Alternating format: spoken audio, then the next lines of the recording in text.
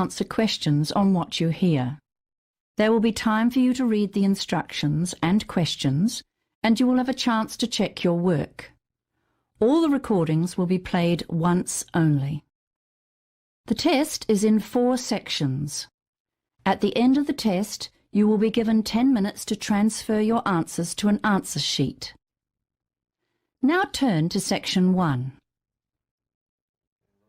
Section 1. You will hear a conversation between a hotel receptionist and a woman who wants to make a reservation.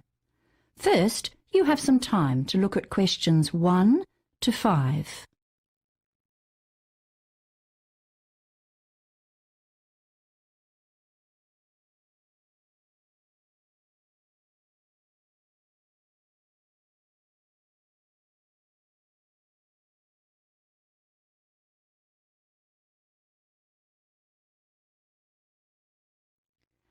You will see that there is an example that has been done for you.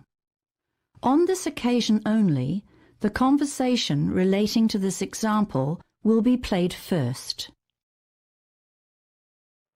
Good morning. Welcome to the Horizon Hotel. How may I help you? I've come in to make a reservation for a friend. And your friend's name is? Mackay, Sandra Mackay. That's M-A-C-K-A-Y. Thank you. The woman says her friend's name is Sandra Mackay, so Sandra Mackay has been written in the space. Now we shall begin. You should answer the questions as you listen, because you will not hear the recording a second time. Listen carefully and answer questions 1 to 5. Good morning. Welcome to the Horizon Hotel. How may I help you? I've come in to make a reservation for a friend. And your friend's name is? Mackay, Sandra Mackay. That's M-A-C-K-A-Y. Thank you. When is she arriving? She's flying in on the 15th, but she'll stay with me for the first night because we have an early start on the 16th. We're going for a quick trip to the coast, but we should be back on the 18th. So that's the 18th of this month? No, sorry, did I forget to say? It's next month, December. Well, that's getting pretty close to Christmas, but we may have something available. Right, we have 1 or 2 nice rooms left. But how long will she stay for? A week. So she'd be checking out on Christmas Day, the 25th. Is that a problem? Well, it depends. We don't have a room available for the whole week, but if she didn't mind changing rooms midway through her stay, we could work something out. Oh, I see. And if she wanted to extend her stay, that wouldn't be possible, I'm afraid. We're completely booked out from Christmas Day through to New Year. No, she won't want to extend, and I don't think she'd have a problem with changing rooms. Good. Well, I'll put her in room 502 to start with, and then she'll have to move to 805. No, just a minute. Let's make that 702, because that's available, and it's 2 floors directly above 502, so the room layout will be identical. How much will it cost per night? The basic room rate is $165. Is breakfast included? No, but a complimentary drink is served every evening at 5 o'clock. Oh, that could be quite nice. Shall we make the booking then? We will require a deposit equivalent to 1 night's stay. That's fine. I can pay the deposit. How would you like to do that? In cash or by credit card? Credit card, I suppose. Oh, wait a minute. I might have enough money in my purse. Yes, let's do it in cash. Hang on, I'll just make a note of that. Deposit paid, in cash. Before you hear the rest of the conversation, you have some time to look at questions 6 to 10.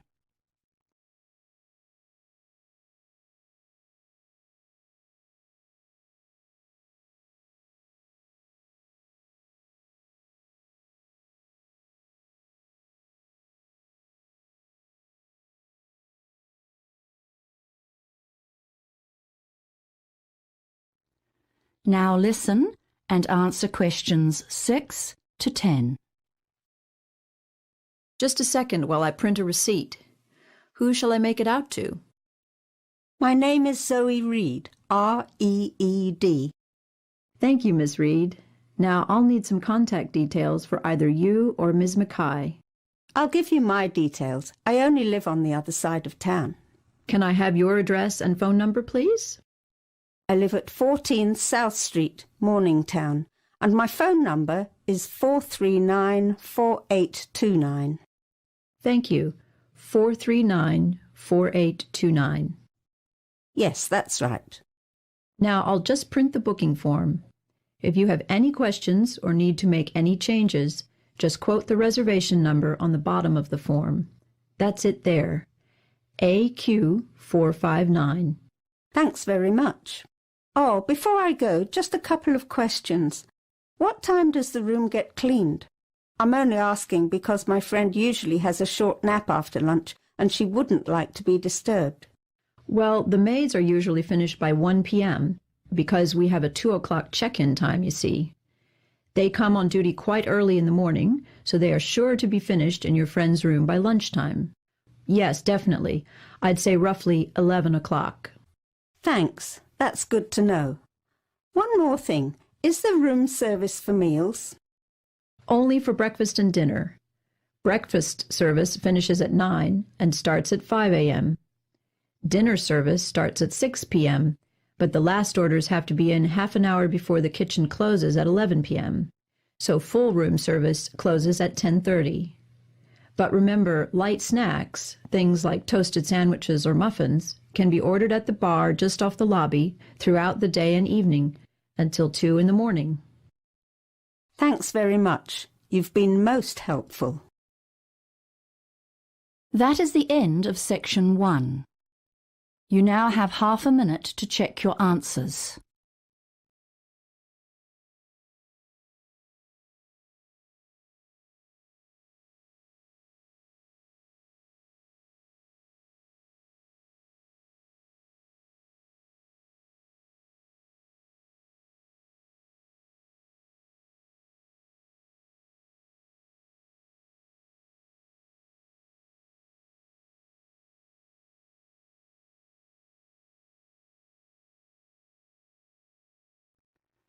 Now turn to Section 2.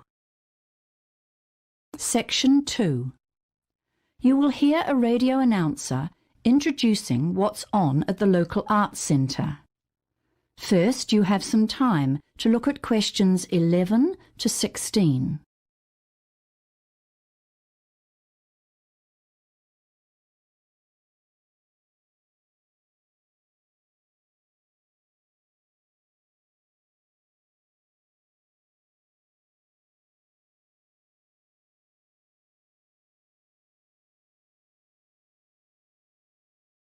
Now listen carefully and answer questions 11 to 16. Hello, and thanks for joining me on the Art Scene tonight, brought to you by your local radio station 2ZG, and made possible by the generous sponsorship of Bertrand's Music and Video Store. Firstly, I want to announce that the refurbished Arts Centre downtown is opening soon, with some spectacular visual art displays and performances that you won't want to miss. In Gallery 1, the Arts Centre will be hosting an extraordinary exhibition of the latest creative works of our regional artists. There'll be landscapes, abstracts, photography, ceramics and sculpture. The exhibition opens on the 4th of March and runs through to the 10th of April. It's free and open to the public from 11 a.m. to 4 p.m. weekdays, and, by the way, all works on display are for sale, so be sure to bring your credit card with you. Gallery 2 will put on the annual showcase of the art of school students who take a sometimes challenging and often emotive look at the current issues facing youth in particular and society in general. This is the Issues of the 21st Century exhibition, and the dates to keep in mind are 10th of March to the 4th of April. The gallery will be open from 10 till 3 Monday, Wednesday, Friday and weekends. There's no charge, but teachers should make bookings if they're bringing large groups. Let's move on to the performing arts now. Shakespeare season is back again, and this year's production is the ever-popular Romeo and Juliet. Tickets are just $40 for adults and half price for seniors, and there are rush tickets for students at $15. Performances are in Theatre 1 at 8 o'clock every evening. Bookings are essential. The show runs from the 5th of March to the 3rd of April, and there's a possibility of more shows if there's a high demand for tickets. Now, if you like your folk pop with a country twist, you must see Shannon Keel, who is back in town for one night only on the 1st of April, performing for us in the basement. She'll be supported by Ricky Bond's band, which has been touring with her for the last 7 weeks, and showtime is 9:15. Tickets are on sale at the door, just $12.50. Doors open at 8. Coming to the Arts Centre for 4 performances in the showroom is Class Act, a quartet who have captivated audiences with their amazing repertoire of classical music, and who now include top-class cabaret in their programme. They will give matinee performances every Friday in April at 11 o'clock. Tickets are only $14 a single, or better yet, why not get together with a group of 6 or more friends and pay only $12? Before you hear the rest of the announcement, you have some time to look at questions 17 to 20.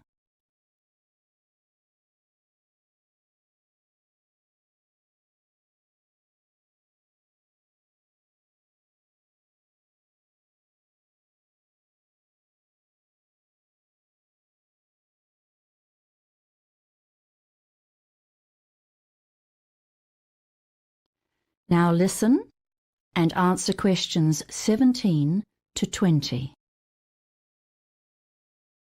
Now, here's some exciting news. I've just heard that Michael O'Brien is going to perform at the Arts Centre next year, but we haven't got any dates finalised as yet.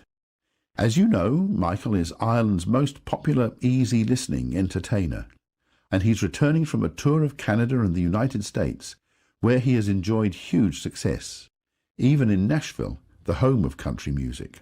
That's a long way from his Irish roots. Michael is without doubt a singing superstar. He has had 15 top 10 music videos and is almost a permanent feature in the UK album charts, with 18 UK chart albums to date. But he is still as excited and enthusiastic about his work and his fans as he was when he first launched his career 20 years ago. Perhaps some of you are unaware that Michael's first years were ones of struggle. The family was very poor and his father was forced to go abroad to provide for his family. He worked on farms in Scotland and it was very hard manual labour, very different from the lifestyle Michael enjoys today. Unfortunately, his father died when Michael was only 5 years old, and the burden of raising 5 children fell on his mother. Although Michael followed in the footsteps of his sister by pursuing a singing career, she was his role model and inspiration, he has attributed much of his success in life to his mother's influence, and he has dedicated his most recent DVD release to her. You can pick up a copy of that DVD, Unwavering Devotion, at Bertrand's Music and Video Store. Well, that's all from me. It's been nice talking to you.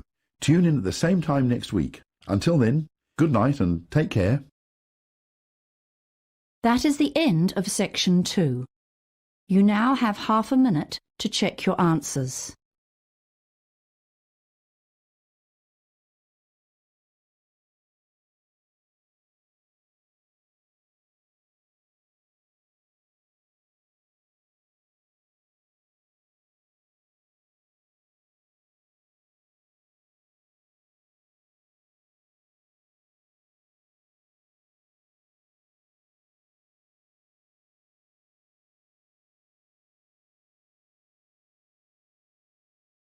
Now turn to section 3. Section 3. You will hear a conversation between 2 second-year students, Steve and Jan, who are planning an assignment together.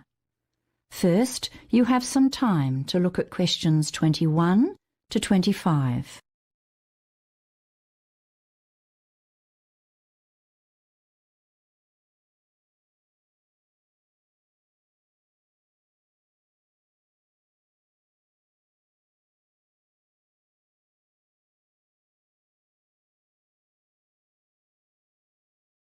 Now listen carefully and answer questions 21 to 25.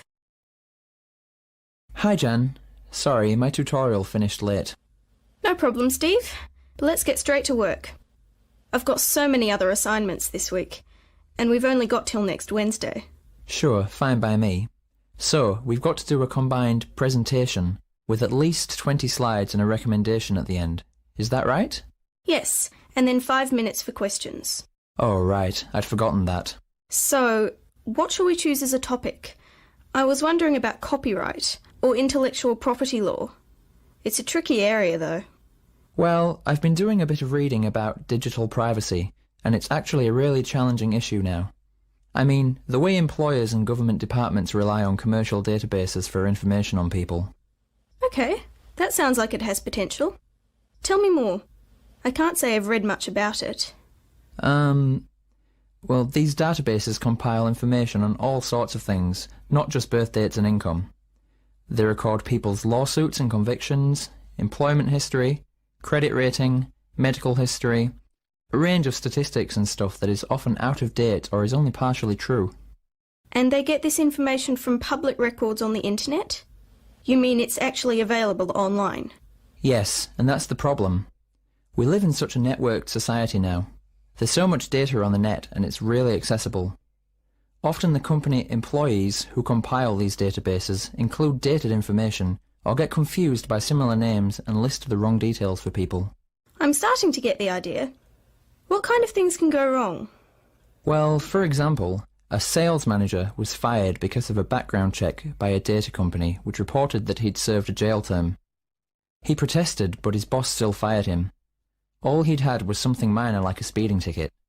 He suffered an unjust dismissal, plus the stress of trying to find another job. He was out of work for 7 months. I see. Okay, this has really got me thinking now. It's a great topic.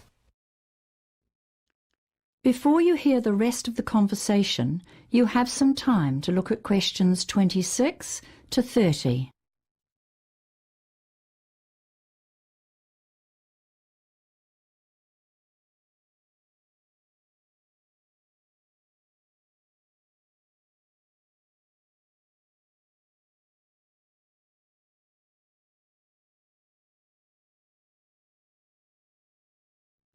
Now listen and answer questions 26 to 30. I'm thinking now about how the search engines apparently compile information on people based on their online search habits. You know, there's been a bit in the news lately. I guess that's pertinent. That's right, it's all part of the same issue.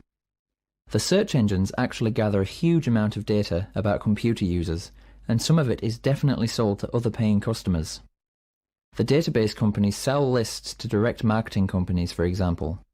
That's their core business, so they're always trying to access more information in order to attract new clients and improve their profitability. What about social networking sites?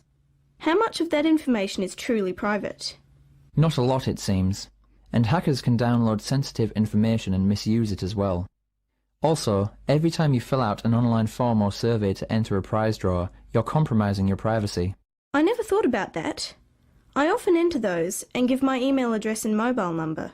Well, apparently in Europe they have laws controlling the ability of companies to sell or share people's personal data without getting explicit consent, but that's not the case here. Then that could be our main recommendation. Yes, and then we can advise people to actually purchase their own credit reports and files from a few of the big database companies to check that the information stored on them is actually accurate. It's so frustrating to have to do something like that. For sure. Also, bloggers should be very cautious. They can be sued for breaches of privacy and for libel. Even Twitter comments aren't exempt from legal action. So that's another area to consider for suggestions. Anyway, we need to decide how to split this up. How about if one of us does an overview of the general issue and the history of it all to date? I think I might tackle that. You'd be better on the technical stuff. Great. Then I'll look at new developments and make policy recommendations. For example, there are technology researchers looking at how access to files and information can be restricted. Because, you know, originally the internet was designed to be as open as possible. That's right. And instead, it's created a real conflict. Already some of the browser companies are working on solutions to this, such as offering a tracking protection feature that users can switch on to restrict how much data can be mined from their computer use. And there are a few other ideas out there as well.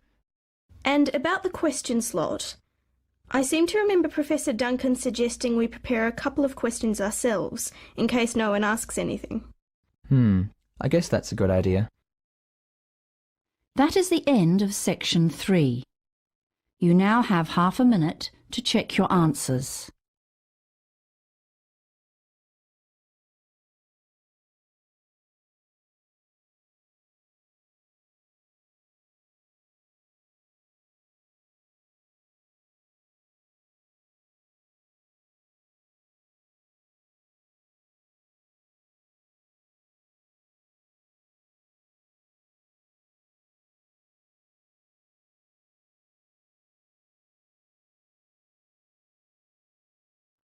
Now turn to section 4.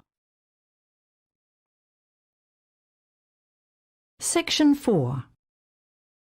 You will hear a lecture on the Antarctic toothfish industry. First, you have some time to look at questions 31 to 40.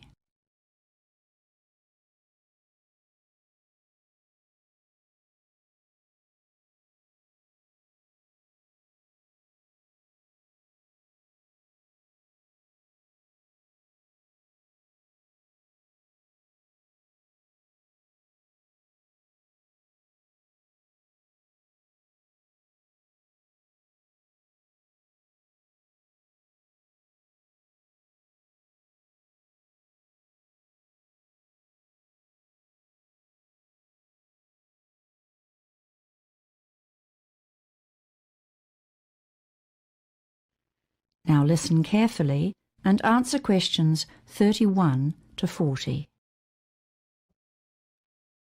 Good afternoon. As you know, it's Environment Week, and that seems like a good time to focus on one of the most special places in the world, the Ross Sea, and its associated fishing industry, which is largely focused on the Antarctic toothfish. Now, back in 2008, this part of the Antarctic, that is the Ross Sea, which, by the way, makes up only about 3% of the Southern Ocean, was rated as being the least changed environment on the planet. In fact, it's been described by one source as a living laboratory, a link with evolution, and it teems with fascinating and unusual sea and mammal life. So there have been urgent pleas for the Ross Sea to be given some kind of permanent protection. What are the issues facing the area then? Well, aside from the huge problem of global warming that threatens all of the Antarctic oceans and the ice cap, most of these are associated with the fishing vessels that come into the Ross Sea, as well as the usual things like general rubbish and sewage pollution from these boats. The most significant potential danger is an oil and diesel spill from a fishing boat that's either damaged or sunk due to the thick ice. In January 2012, a Korean fishing vessel caught fire in the Ross Sea, with a loss of at least 3 lives, although luckily an oil spill was averted. In late 2011, another Korean ship, the Insung No. 1, sank with 22 lives lost, although the rest of the crew were saved by other fishing boats in the area. Again, in December 2011, another vessel, the Sparta, caused an international furor when it was holed and stranded in pack ice in the Southern Ocean. That one was Russian. New Zealand planes had to fly missions to drop off water pumps and other essential equipment and supplies to the ship. Remember that the crews of such flights are put at extreme risk on such long flights, as the weather can become stormy at very short notice. All in all, it was a miracle that this ship was able to be repaired and moved from the area without a significant leakage of fuel. So, apart from the potential for environmental problems from the boats and the danger to fishermen working in this hostile environment, There's also the matter of the cost and danger of providing support in a crisis.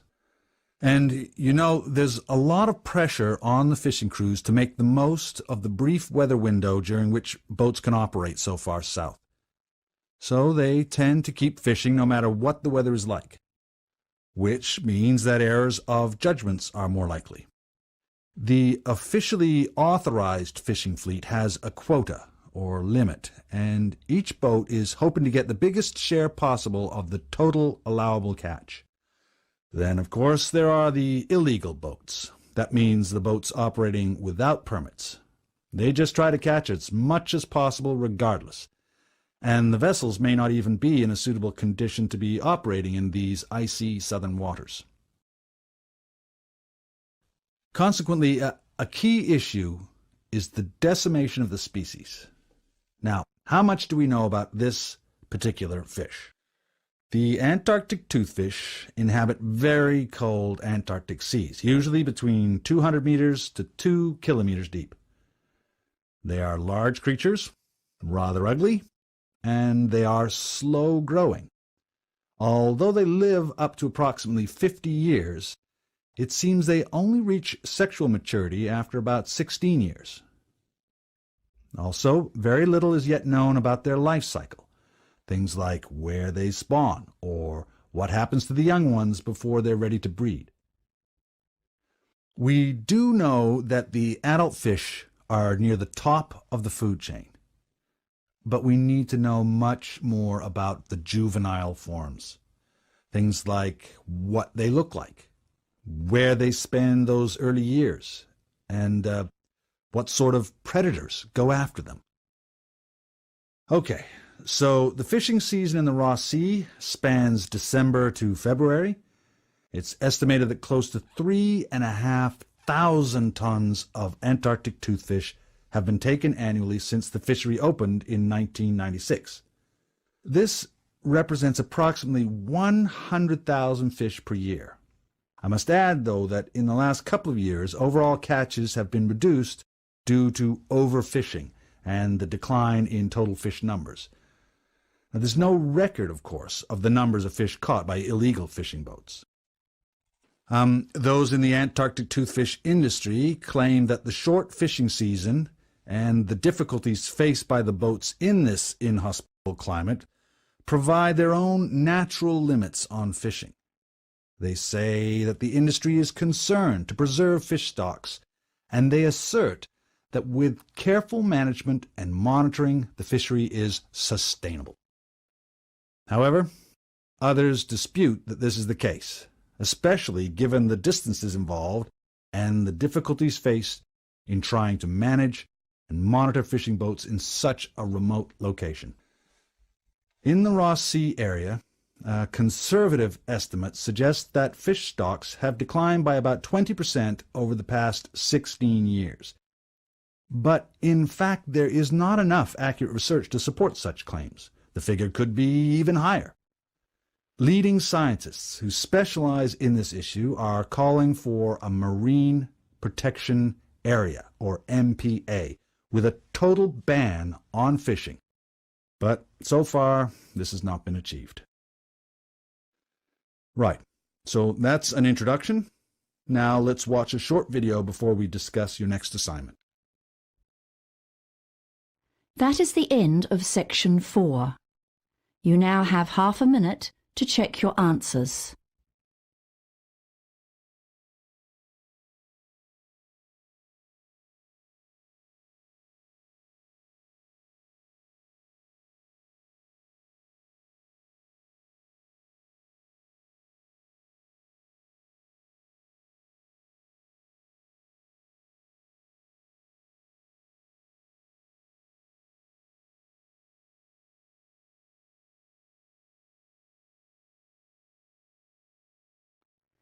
That is the end of the listening test.